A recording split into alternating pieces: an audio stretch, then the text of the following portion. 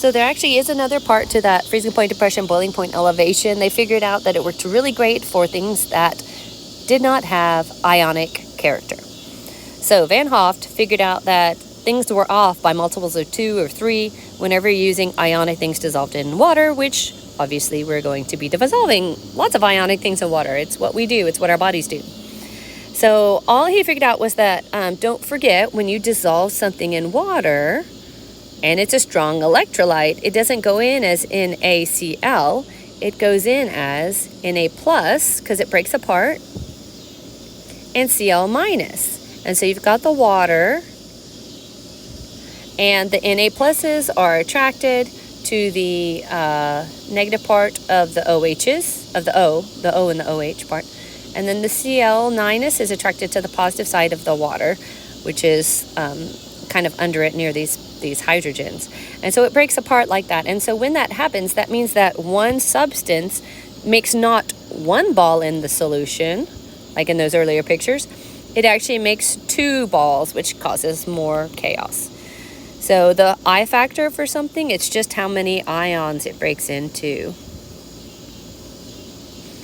And we'll just do a quick review. Na breaks into Na plus and Cl minus, so that means that the I factor for this one would be 2.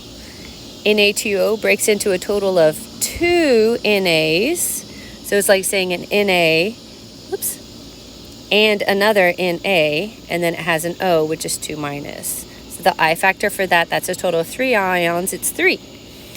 This one breaks into 3 NAs, and then the P, so that one has an I factor of 4.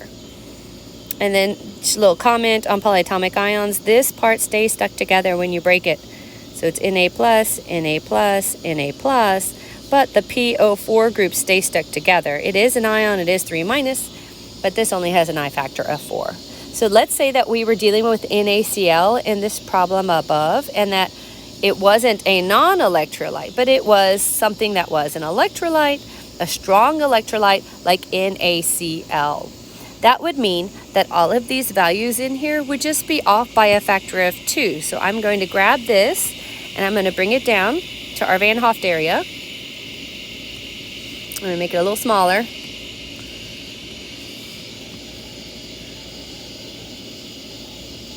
So right here, we would just have this times I, which would be times 2. Again, times I, which is times 2. See, this is really easy. It's not that big of a deal.